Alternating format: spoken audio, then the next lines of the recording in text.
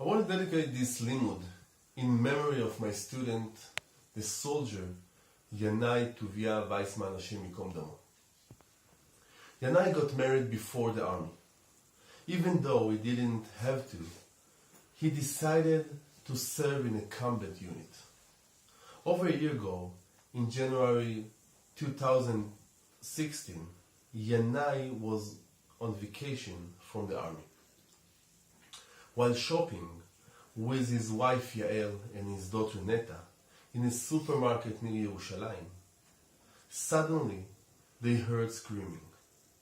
Yanai, without hesitation, ran in the direction of the screaming. He saw in front of him a terrorist stabbing a Jew. He fought with the terrorist with his bare hands. Yanai was stabbed by this terrorist and passed away a few hours later. In his life and in his last moments, Yanai was an example of Ve'ahavta le'reacha kamocha, Yehi zichro baruch. In chapter 102 in Tehillim, Tfilah le'ani, a prayer for a poor man. A poor man does not have to mean without money, but a man who is in emotional or spiritual distress. This is a prayer of a bitter soul that his grief overcome his feelings.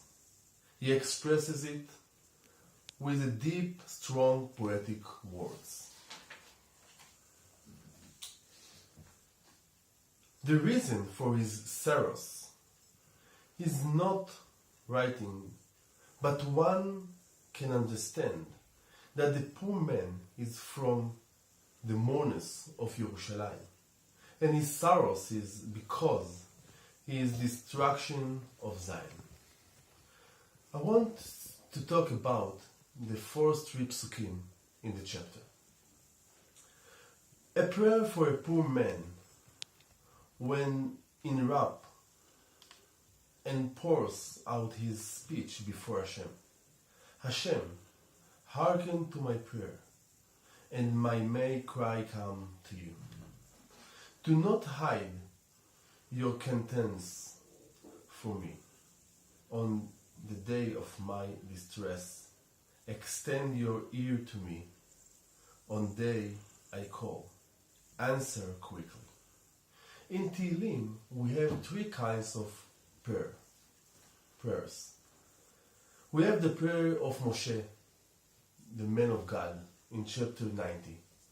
We have the prayer of the King David in chapter 17 and 86. And we have the prayer of the poor in our chapter. Of course, the prayer of Moshe Rabbeinu comes from very high place. Nobody achieved the level of Moshe Rabbeinu. Also, the prayer of King David comes from a very high place. This is King David, the king of Israel. So what is the prayer of the poor man, a simple man, doing in the same category? The Zohar discusses these three prayers, and he has a very surprising idea. According to the Zohar, the prayer of the poor comes before the prayer of King David, and even before the prayer of Moshe Rabbeinu, and before all the prayers of the world. How come? Because the poor has a broken heart. And it says in Tehillim, chapter 34, that Hashem close to people who are hardworking. Because the poor man prays from a broken heart, he opens the gates of heaven, and all the other prayers are wrapped in his prayer and ascend to heaven. After he wraps all the prayers, he opens his heart to Hashem and speak to Him. A person that sees himself as a poor man, broken heart, heartbroken, and calls out to Hashem, Hashem revealed to him not as a far king, but as a merciful, close father. The person wants to be close to Hashem.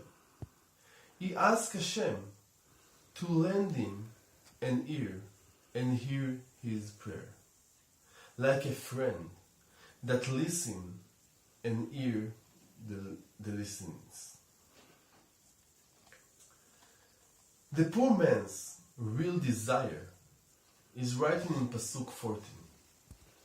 You will rise, you will have mercy on Zion, for there is a time to favor it, for an appointed season has arrived. We can learn from this poor man how really feel pain of the exile. But we can also learn from him how to become close to Hashem in times of distress or which we desire something. We can open our heart and talk to Hashem. Thank you very much.